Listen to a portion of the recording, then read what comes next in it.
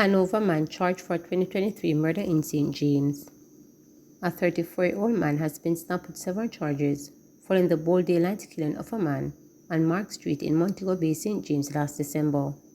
Charged with murder, wounding with intent, possession of a prohibited weapon, and using a firearm to commit a felony is Orrin Anderson, otherwise Corporal, a sheriff of Bomber District in Hopewell, Hanover. Reports from the Montego Bay Police are that about 11:48 a.m. on December 5th, the victim, Wesley Reed, was walking along the roadway with a female relative. They were reportedly approached by an armed man who opened gunfire, hitting them. The police were summoned and the injured people taken to hospital, where Reed was pronounced dead. The woman was treated and released. Law enforcers say intense investigation subsequently led to Anderson turning himself in with his attorney on Wednesday, January 31st. His court date is being arranged. Police Corporal charged with 2022 murder offered $1.5 million bail.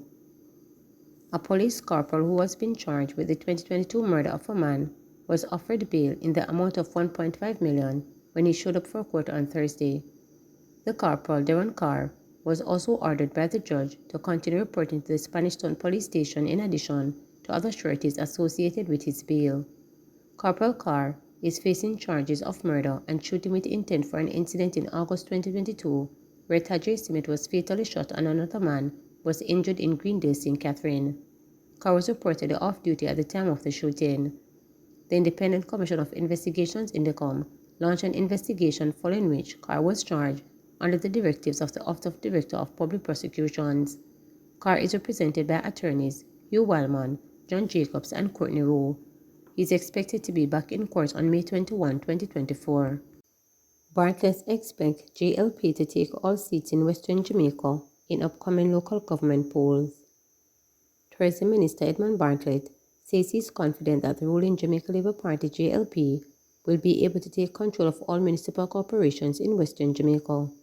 In fact, Bartlett, who is also a member of Parliament for St. James East Central, was buoyant when he declared the party is likely to wipe out the opposition People's National Party from the St. James Municipal Corporation. This includes Council for the Granville Division, PNP Michael, who recently told reporters that not even Prime Minister Andrew Holness can unseat him in the upcoming election. Bartlett was speaking with reporters at the JLP meeting called at the Montego Bay Convention Centre in St. James, which is being attended by Prime Minister Andrew Holness, Local Government and Community Development Minister Desmond McKenzie, and other party stalwarts. PNP welcomes local government election date announcement.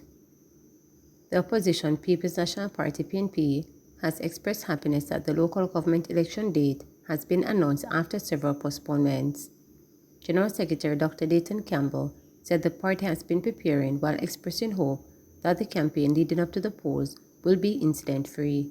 Finally, after several years of postponing the election, the Prime Minister has decided to set a date for the local government election. We are happy that democracy has been given a new lease on life. The People's National Party has been preparing, and currently we are on the road as we speak in St. Mary with a very lovely tour going through the parish. We want to appeal to our supporters to go there and vote for their party to send a message to this government that we are ready for a change. We want them to go out there and campaign in a peaceful way. One man, one vote, one man, same vote, in a peaceful and friendly atmosphere, as we have friendly rivalry. And we do hope that even though there is no political ombudsman, that there will be no need for one. Person of interest in rape of elderly woman known to her. Well-placed sources have revealed that the person of interest in police custody in connection with the rape of a 91-year-old Westmoreland woman is someone she knows very well. The individual was taken into custody on Tuesday, and the police are awaiting the results of a DNA test to determine how they will proceed. The elderly woman was sexually violated between the hours of 10 p.m. Saturday and 1 a.m. on Sunday. Residents told reporters that this was the third time she was being raped while at her home in Darliston. According to them, after the first incident, she was placed at the local infirmary for her safety. However, she expressed a desire to return home and she was allowed to leave. After the latest incident, The senior citizen was treated at hospital and released. She is now back at her home. On Monday, she recounted the latest horrific incident to reporters. Lord have mercy. Him pull the blade and him come in. And me say, how him come up the high place there, 2 stick round the back. So I hit him use and come in, she stated. Him come over me and hug me. Me frightened till me almost dead. The distraught woman said, adding that she asked the perpetrator to stop. Reports from the police are that the elderly woman was alone at home in her 2-bedroom board dwelling when she was awakened by strange sounds from her rear window. She then saw a man in her room. He overpowered her and had sexual intercourse with her against her will. According to the police, the attacker removed lover blades from a rear window to gain access to her house. After her ordeal, the elderly woman called a neighbor who alerted the police. Cops transported her, accompanied by a relative, to the hospital where she was medically examined. The investigations are ongoing. 18 alleged Klansman members further remanded. 18 alleged members of the Tishimilo faction of the Klansman gang were further remanded until March 7 for 9 of the defendants to settle legal representation. Conrad Conergy, Kemar Francis, Kemar Miller, Charles McCleary, Carlos Williams, Dwayne Fraser, Reynaldo Spence, and Lamar Rowe joined the cohort who appeared in the Home Circuit Court last week. 9 of the defendants were unrepresented. Another 4 alleged members of the criminal network are to be charged on February 9 and brought before the court. Prior to remanding the men, presiding judge, Justice Bennett Graham Allen noted that she anticipates applications for bail given the fact that Attorney Davis Vassell came prepared. Justice Graham Allen said the antecedent history of the accused must be verified. She said once all accused are presented, a date will be set for the hearing of the bail applications. Meanwhile, Deputy Commissioner of Police Fitz Bailey told reporters that 4 other alleged members of the Tishimila-led factions are to face a series of identification parades. He said a further 9 members of the gang have been sent to other divisions where they are wanted for serious crimes including murders and shootings. DCP Bailey disclosed that one of the suspects is being investigated for a double murder.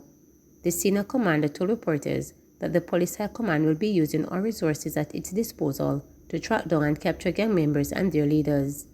Jamaica has recorded 79 murders since the start of the year. This is 11 fewer than the number recorded for the similar period last year. Contra killer alleges implicating son in Beach's South murder plot to protect co-accused. Confessed Contra killer and murder convict Denvelin Boblat Minto made a damning claim on Wednesday stating that he implicated his son in a murder plot to protect Oscar Barnes. Oscar Barnes is currently on trial for murder in the Home Circuit Court in Kingston, along with Everton Beach's Stout MacDonald in connection with the murder of MacDonald's second wife, Tony MacDonald. Tony was murdered on the main road in Sherwood Forest in Portland on July 20, 2020. Minto, arrested for the murder, confessed to being the contractor in the killing. He claimed that he was hired by MacDonald to murder Tony for $3 million. He alleged that while he did not commit the actual murder, Barnes completed the mission. On one of the 38 phone recordings Minto claimed he captured, he was heard telling a man he said was MacDonald that he had brought his son with him to commit a crime allegedly at MacDonald's house in Dolphin Bay, Portland, where he shared with Tonio.